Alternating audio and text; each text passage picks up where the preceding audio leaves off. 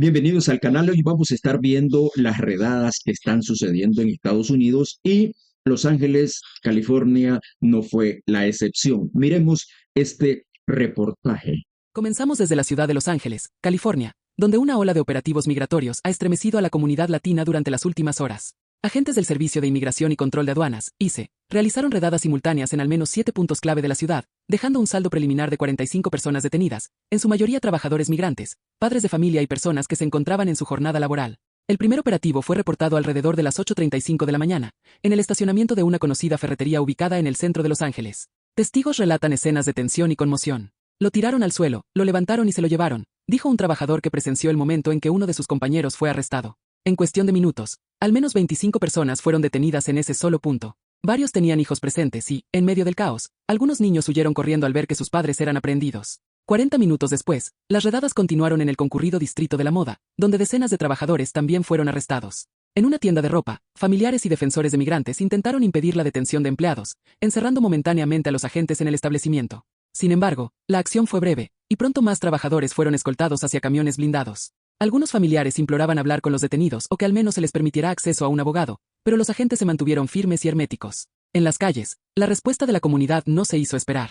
Activistas y defensores de los derechos de los migrantes se congregaron rápidamente para enfrentar con firmeza y dignidad las acciones del ICE. Armados con megáfonos, confrontaron a los agentes federales, les recordaron a los detenidos sus derechos y les pidieron que no firmaran ningún documento sin asesoría legal. El ambiente se tornó tenso. Algunos de los manifestantes también fueron arrestados y trasladados a la Corte Federal, lo que avivó aún más la indignación social. Las protestas continuaron durante toda la jornada a las afueras de los centros de detención y sedes judiciales. Decenas de personas exigían la liberación inmediata de sus familiares y denunciaban lo que califican como una campaña de persecución política y racial. Los Ángeles no sería lo que es sin su comunidad migrante, expresaban algunos de los manifestantes, mientras ondeaban pancartas y gritaban consignas en apoyo a los arrestados. Esta ciudad ha sido históricamente un refugio y hogar para miles de migrantes que, con su esfuerzo, han contribuido al desarrollo económico, social y cultural de toda la región. La alcaldesa de Los Ángeles emitió un comunicado aclarando que el Departamento de Policía Local no participó en estos operativos y reiteró su compromiso con la protección de los derechos de todos los residentes, sin importar su estatus migratorio. A pesar de ello, la indignación es evidente, y las calles del centro angelino se han convertido en escenario de una lucha por la dignidad y la justicia.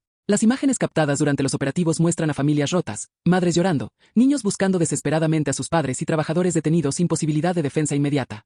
Se trata de una contradicción dolorosa. Los mismos hombres y mujeres que cada día siembran, cosechan, transportan y construyen el país son ahora tratados como amenazas. Mientras tanto, el Consulado de México en Los Ángeles ha emitido un mensaje de apoyo urgente, informando que su equipo de protección consular ya ha visitado las estaciones migratorias donde se encuentran algunos de los detenidos. También puso a disposición de los afectados y sus familiares una línea directa de asistencia legal y humanitaria. Esta operación del ICE ha dejado una huella profunda en la comunidad migrante de Los Ángeles. No solo por la cantidad de detenidos, sino por la forma repentina y deshumanizante con la que fueron ejecutadas estas redadas. A medida que cae la noche, los gritos de protesta no cesan. Padres siguen desaparecidos, familias divididas, y una comunidad entera exigiendo respuestas. El temor se ha extendido por los barrios latinos de la ciudad, muchos de ellos considerados zona santuario. La pregunta que hoy circula entre los vecinos, los trabajadores, los líderes comunitarios y los activistas es clara. ¿Hasta dónde llegará esta ofensiva federal y cuántas vidas más serán afectadas? La situación sigue en desarrollo. Pero algo ya es evidente. La comunidad migrante de Los Ángeles no está dispuesta a quedarse en silencio. Y mientras una parte del país avanza, otra sufre. Porque para muchas familias, hoy no fue un día cualquiera. Hoy fue el día en que el miedo volvió a tocar la puerta. Ok, este, hoy tenemos una gran preocupación en la comunidad migrante por las redadas que han ocurrido en Los Ángeles. Se trata de operativos masivos en lugares públicos, en zonas comerciales y de trabajo, ejecutados por ICE. La gente se pregunta, ¿por qué ahora? ¿Qué está ocurriendo detrás de esto? Así que vamos a tratar este tema con un abogado de inmigración. Adelante, doctor, ¿qué opina acerca de esto? Y muchas gracias por estar acá. Gracias a usted por dar espacio a este tema tan crítico. Lo que vimos en Los Ángeles, con al menos 7 puntos de intervención simultánea por parte de ICE, no es casualidad. Esto responde a una combinación de factores. Primero, el cambio de prioridades migratorias impulsadas por la administración actual. Segundo, el restablecimiento de un modelo punitivo. Y tercero, un mensaje político de fuerza hacia ciudades consideradas santuario como Los Ángeles. ¿Es legal que ICE actúe de esa forma en espacios públicos y detenga a personas sin orden judicial? Esa es una pregunta esencial. Hay que entender que ICE, como agencia federal, tiene ciertas facultades para operar en espacios públicos. No necesitan una orden firmada por un juez para detener a alguien en la calle o en lugares abiertos como estacionamientos. Pero cuando se trata de ingresar a domicilios o negocios privados, ahí sí se requiere una orden de cateo judicial, y no simplemente una orden administrativa emitida por ellos mismos. Lo preocupante es que ICE ha ampliado el uso de lo que ellos llaman Administrative Warrants, que no son verdaderas órdenes judiciales. Estas órdenes no tienen la firma de un juez federal, sino que son generadas internamente por agentes de ICE. Por ley, no obligan a nadie a abrir la puerta de su hogar. Pero lamentablemente, muchas personas no conocen sus derechos, abren sus puertas o cooperan sin entender las consecuencias. ¿Qué cambio, o sea, qué ha cambiado desde el punto de vista legal o político que haya motivado esta oleada de redadas? El punto de inflexión es la nueva proclamación presidencial, popularmente conocida como Travel Ban, que ha redefinido las prioridades migratorias. Aunque esta proclama se centra en restricciones de visado para ciudadanos de ciertos países, también está acompañada por memorandos internos emitidos por el Departamento de Seguridad Nacional, DHS, donde se otorgan nuevas directrices a ICE. Una de esas directrices indica que ya no se debe hacer distinción entre inmigrantes con antecedentes criminales y aquellos sin antecedentes. En otras palabras, cualquier persona sin estatus legal es una prioridad para deportación. Antes, había una política conocida como prioridad por amenaza, que se enfocaba solo en criminales violentos o reincidentes. Esa política fue revocada. ¿Y por qué en ciudades como Los Ángeles, que se supone son ciudades santuarios? Justamente porque son santuarios. Estas ciudades han adoptado políticas locales de no cooperación con ICE, es decir, sus departamentos de policía no comparten información y realizan arrestos en coordinación con las autoridades migratorias federales. Al hacer redadas en estos territorios, el gobierno federal busca dejar claro que puede actuar unilateralmente, con fuerza y sin necesidad de apoyo local. También hay una dimensión simbólica. Realizar redadas en ciudades como Los Ángeles, Nueva York o Chicago tiene un impacto mediático y psicológico que busca generar miedo y desmovilizar a las comunidades migrantes. Es un mensaje de poder y control, con un fuerte tinte político. ¿Qué impacto tienen estas redadas en procesos migratorios en curso? ¿Puede verse afectada una persona que esté esperando una cita o respuesta de UCIS? Totalmente. Este es uno de los puntos más alarmantes. Hemos visto casos donde personas con citas programadas para entrevistas consulares, renovaciones de TPS, solicitudes de asilo en espera o peticiones familiares ya presentadas, han sido detenidas en la calle o al acudir a sus trabajos. El hecho de tener un proceso en curso no garantiza protección contra una detención si no hay un estatus migratorio vigente, como un permiso de trabajo o parol activo. ICE no revisa el historial migratorio de una persona antes de detenerla. Solo después del arresto es que la persona tiene la posibilidad de presentar sus documentos ante un juez de inmigración, si se le concede una audiencia. Pero eso ya ocurre cuando el daño está hecho: separación familiar, pérdida de empleo, trauma emocional. ¿Qué tipo de perfiles están siendo más perseguidos? ¿Hay alguna nacionalidad o condición en particular? Sí, ICE tiene identificadas las nacionalidades incluidas en el Travel Ban como prioridades. Esto incluye ciudadanos de Haití, Venezuela, Cuba y otros países considerados como de riesgo migratorio elevado según la clasificación del Departamento de Estado. Las personas que provienen de estos países son blanco fácil, especialmente si tienen antecedentes de entrada irregular, si su permiso expiró, si han tenido alguna interacción con la policía, aunque sea menor. También hay un patrón de vigilancia en lugares donde se concentran trabajadores latinos, como ferreterías, obras de construcción, mercados al aire libre, fábricas de ropa o centros de limpieza. Y se utiliza herramientas de monitoreo, como reportes anónimos, datos de empleo y hasta redes sociales para planear estos operativos. ¿Qué puede hacer una familia ahora mismo para prepararse ante esta ola de redadas? Primero, informarse y tener un plan de emergencia. Eso incluye preparar un documento notariado de custodia temporal para los hijos menores en caso de detención, tener a mano los números de abogados, consulados y organizaciones comunitarias confiables, memorizar el número a alien number si ya tienen procesos iniciados, guardar copias de documentos migratorios en un lugar seguro y accesible para la familia, no abrir la puerta sin una orden judicial firmada por un juez, no firmar ningún documento bajo presión durante una detención sin la presencia o el consejo de un abogado. ¿Algún mensaje que le tenga que dar a estas personas que están viviendo con miedo? Sí, el miedo es natural, pero no puede paralizarlos. La comunidad migrante ha enfrentado olas de persecución en el pasado y ha salido adelante gracias a la organización, la información y la solidaridad. Hoy, más que nunca, es necesario mantenerse unidos, buscar asesoría legal seria y evitar caer en las trampas de pánico o de los estafadores. ICE tiene poder, pero no es invencible, y cada persona tiene derechos, incluso sin documentos. Nadie debe ser deportado sin la oportunidad de defenderse.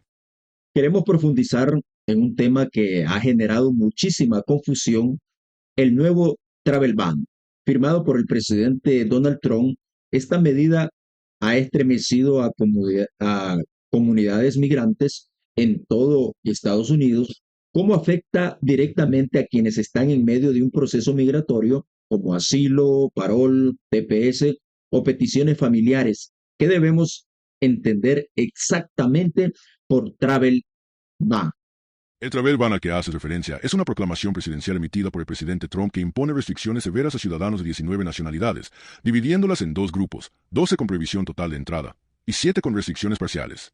Aunque fue anunciado como una medida de seguridad nacional, sus efectos prácticos trascienden las fronteras y afectan directamente a personas ya dentro de Estados Unidos, especialmente aquellas que están esperando la resolución de sus procesos migratorios. ¿Y cómo eso, cómo es político? Si se, si se- si se supone que es un veto a los viajes, ¿cómo puede afectar a quienes ya están dentro del país?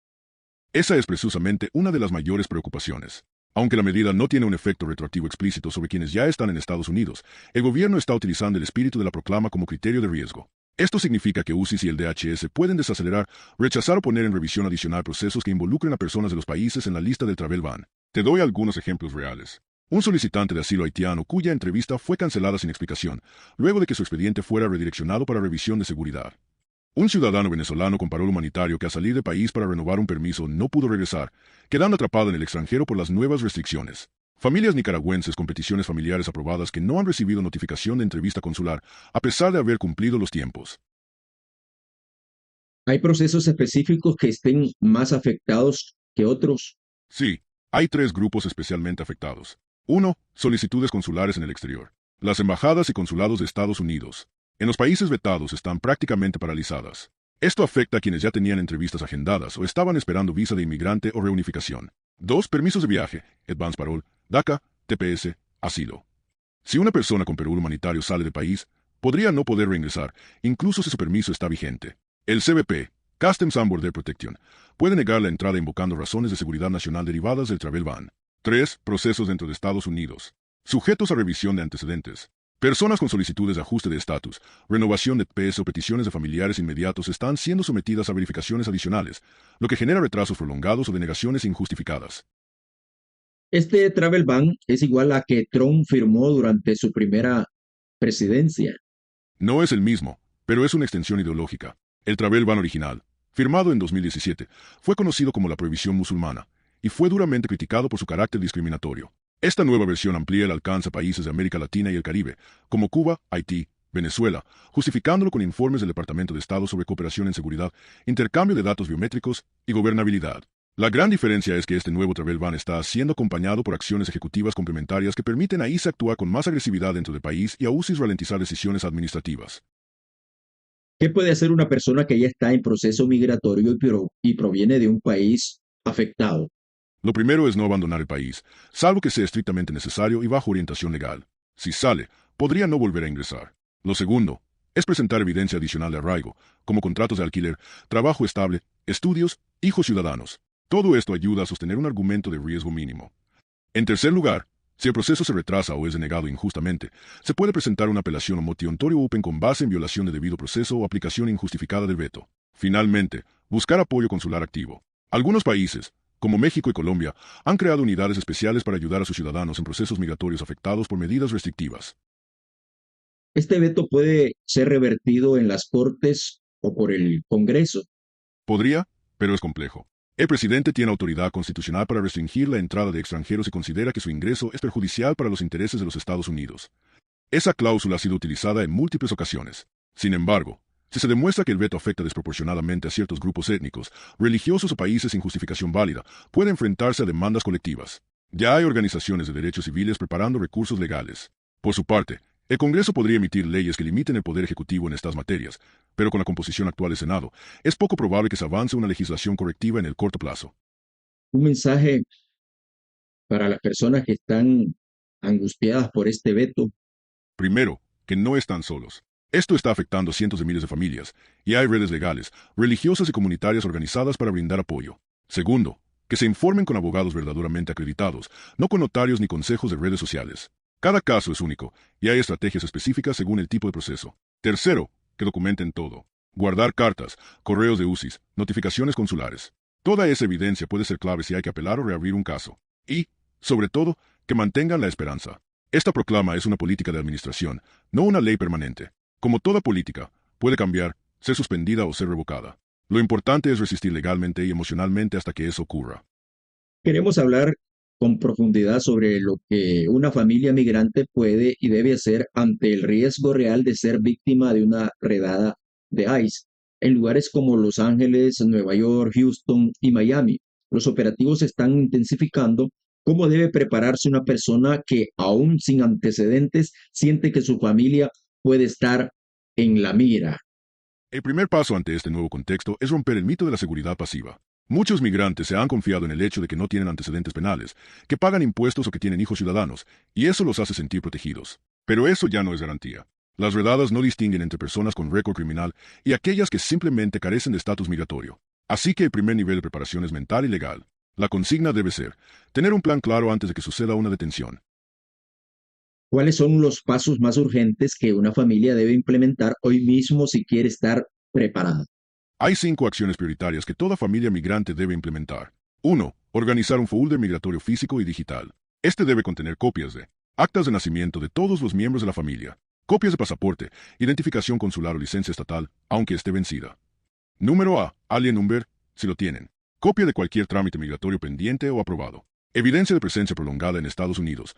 Contratos de renta, recibos, escuela de los hijos. Nombres y teléfonos de abogados de confianza. 2. Designación legal de custodia temporal para hijos menores.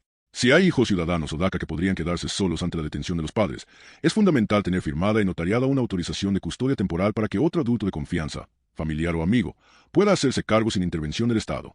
Esto evita que los niños terminen bajo protección de servicios sociales. 3. Elaborar un plan de emergencia familiar. Todos los miembros de la casa deben saber qué hacer si un padre o madre es detenido. ¿A quién llamar primero? ¿Dónde están los documentos? ¿Quién recoge a los niños si están en la escuela? ¿Qué decir y qué no decir a oficiales de inmigración? Practicarlo como simulacro puede marcar la diferencia. 4. Conocer los derechos constitucionales. Toda persona, independientemente de su estatus, tiene derecho a permanecer en silencio. No abrir la puerta a ICE sin una orden judicial firmada. No firmar ningún documento sin asesoría legal. Solicitar una audiencia ante un juez migratorio. En la práctica, estos derechos solo funcionan si la persona los conoce y los ejercita bajo presión. 5. Tener un contacto consular directo. Los consulados de muchos países tienen líneas de emergencia para detenciones de ICE. Tener el número programado en el teléfono y compartido con la familia puede facilitar asistencia legal y consular inmediata en caso de ser detenido. Muchos padres tienen miedo de hablar con sus hijos sobre este tema. ¿Recomienda usted involucrarlos en el plan o protegerlos de esta información? Es entendible ese miedo, pero el silencio puede ser más traumático. Los niños, especialmente si tienen más de 7 años, perciben atención en casa. Lo mejor es involucrarlos de manera gradual y protectora, explicándoles con palabras simples lo que podrían ver o vivir, y asegurándoles que tienen personas que los van a cuidar si algo pasa. No se trata de asustarlos, sino de empoderarlos con herramientas. Aprender su dirección completa. Saber decir su nombre completo. Memorizar el número de un adulto de confianza. Saber que no deben firmar nada ni dar información a nadie sin un adulto presente. En cuanto a los arrestos, ¿cuáles son las reglas más básicas para evitar errores que luego complican el caso? La mayoría de los errores que cometen los detenidos suceden en los primeros 30 minutos de la detención. Por eso es fundamental memorizar estos principios. No correr ni resistirse físicamente. Eso puede convertirse en un cargo criminal. No entregar voluntariamente ningún documento falso. Mejor decir prefiero no responder sin un abogado que mentir. No declarar país de origen. Y se necesita ese dato para iniciar el proceso de deportación. Sin él, pueden demorarse. No firmar ningún documento, especialmente los que tienen títulos como Stipulated Order o Voluntary Departure. Muchas personas son deportadas por firmar, sin saber que estaban renunciando a su derecho de defensa. Una persona detenida en una redada tiene posibilidades reales de quedarse en el país. Sí, absolutamente. Muchísimas personas detenidas por ICE han logrado quedarse en Estados Unidos, gracias a una defensa bien estructurada. Existen formas de alivio migratorio, como cancelación de deportación para personas con más de 10 años en Estados Unidos, y familiares ciudadanos. Solicitudes de asilo si se demuestra temor creíble. Peticiones familiares ya iniciadas. TPS o parol vigente. Retenciones basadas en condiciones humanitarias o médicas. Pero para acceder a estas protecciones es clave que la persona no renuncie anticipadamente a sus derechos y logre presentarse ante un juez de inmigración con representación legal adecuada. Muchos migrantes han sido detenidos y trasladados a estados lejanos o cárceles privadas. ¿Eso es legal? ¿Cómo lo manejan las familias? Sí, lamentablemente ICE puede transferir a los detenidos a otros centros fuera del estado donde ocurrió el arresto. Esto ocurre especialmente en estados donde no hay espacio suficiente o cuando se trata de jurisdicciones santuario que no cooperan con detenciones prolongadas. Por eso es vital tener información actualizada sobre el paradero del detenido a través de la herramienta online de Tainel UCAT System y estar en contacto inmediato con un abogado o una organización de defensa de migrantes. Muchos consulados también ayudan a rastrear a sus ciudadanos dentro del sistema de detención federal. Muchas personas nos han mandado preguntas concretas sobre temas migratorios, están preocupados en este momento, así que quisiéramos hacerles algunas preguntas. Por ejemplo, eh, el travel ban y los cambios recientes. ¿Cuánto tarda un caso de asilo en Estados Unidos actualmente ahora con las nuevas directrices? El tiempo promedio de un caso de asilo en Estados Unidos varía mucho dependiendo de la ciudad, el juez asignado y si el caso está en corte o en trámite afirmativo ante UCIS. Actualmente, en cortes migratorias como Miami, Houston o Los Ángeles, un caso de asilo puede tardar entre 2 y 5 años. Si es afirmativo, ante UCIS, puede demorar entre 1.5 a 3 años solo para la entrevista y luego varios meses más para la decisión. En 2025 se están reactivando casos antiguos que quedaron estancados durante la pandemia, lo que está provocando aún más retrasos. Además, la administración actual está priorizando casos nuevos y de personas detenidas, dejando en segundo plano muchos otros. Con esta nueva proclamación presidencial, aún puedo pedir a un familiar que está en mi país. Sí, aún puedes hacerlo. La proclamación no elimina el derecho a solicitar un familiar, pero sí puede afectar el proceso consular dependiendo del país de origen. Si tu familiar es de un país incluido en el travel ban, como Venezuela, Cuba, Haití o Nicaragua, lo que ocurrirá probablemente es demora en la cita consular, solicitud de información adicional, evidencia de lazos, solvencia económica, revisión de seguridad, posible suspensión temporal de la visa o petición si hay alertas internas del Departamento de Estado. El UCIS aún recibe y aprueba peticiones familiares, pero la parte consular es la más afectada por las restricciones actuales. Puedo traer a un menor de edad si soy residente legal o ciudadano, incluso con estas nuevas restricciones. Sí, si eres ciudadano estadounidense, puedes solicitar a un hijo menor de edad en cualquier momento, incluso si está fuera del país. Pero si eres residente permanente, Green Card, también puedes pedir a un hijo menor soltero, y su proceso será más rápido que el de un hijo mayor. Ahora bien, si el menor está en uno de los países vetados por la proclamación, es posible que el proceso de entrevista consular se retrase, se solicite evidencia adicional sobre la identidad del menor, se deniegue temporalmente la entrada por razones de seguridad nacional. Sin embargo, si hay razones humanitarias, enfermedad, persecución, abandono, puede presentarse una solicitud de permiso humanitario para que el menor entre antes de que se procese la visa formal. ¿Qué ha cambiado en el proceso TPS, parol o asilo desde que se firmó esta nueva proclama? Lo más relevante no son cambios escritos en la ley, sino cambios operativos internos. Por ejemplo, permiso humanitario. UCIS ahora está aplicando un criterio más estricto en la renovación de los permisos. Personas con faltas mínimas, como atraso en presentar documentación o cambio de dirección, están viendo sus casos cerrados o archivados. TPS. Aunque los programas de TPS para países como Haití, Venezuela y El Salvador siguen vigentes, la Fiscalía y el ICE están ignorando el estatus TPS para seguir con deportaciones, especialmente si no está renovado al día. Asilo. Hay mayor escrutinio en las entrevistas y un aumento en las negativas basadas en inconsistencias menores en el testimonio del solicitante. Una persona con orden de deportación vieja, antigua, puede ser arrestada aunque tenga años en el país. Sí, ICE está reactivando órdenes de deportación antiguas. Si la persona tiene una orden final, aunque sea de hace 10 o 15 años, ICE puede detenerla y no está obligado a concederle audiencia nueva salvo que haya cambios significativos. Matrimonio con ciudadano o residente. Hijo con discapacidad severa. Enfermedad grave que requiera tratamiento en Estados Unidos. En esos casos, se puede presentar una moción para reabrir el caso, pero si la persona no tiene nuevas bases legales, puede ser deportada rápidamente. ¿Qué pasa si una persona está esperando entrevista consular fuera de Estados Unidos y está en un país vetado por el travel ban? La mayoría de las embajadas y consulados en esos países están retrasando indefinidamente las entrevistas. En muchos casos, se cancela la entrevista sin nueva fecha. Se informa que el caso está en revisión administrativa. Se pide esperar futuras instrucciones del Departamento de Estado. En algunos casos, se puede solicitar un cambio de lugar consular a un tercer país, pero eso requiere justificación legal, solvencia económica y puede implicar esperar aún más. ¿Es verdad que UCIS puede negar una petición solo por ser de un país restringido? No, no legalmente. UCIS no puede negar un beneficio migratorio, solo por nacionalidad, pero lo que sí hacen es exigir evidencia adicional, aplicar criterios más estrictos o enviar request for evidence, RF, constantemente para alargar el proceso y desalentar al solicitante. En la práctica, Eso equivale a una forma de discriminación velada. La recomendación es preparar los casos con el máximo detalle, usando declaraciones juradas, pruebas de arraigo, antecedentes limpios y evidencia de buena fe si es una petición familiar o matrimonial.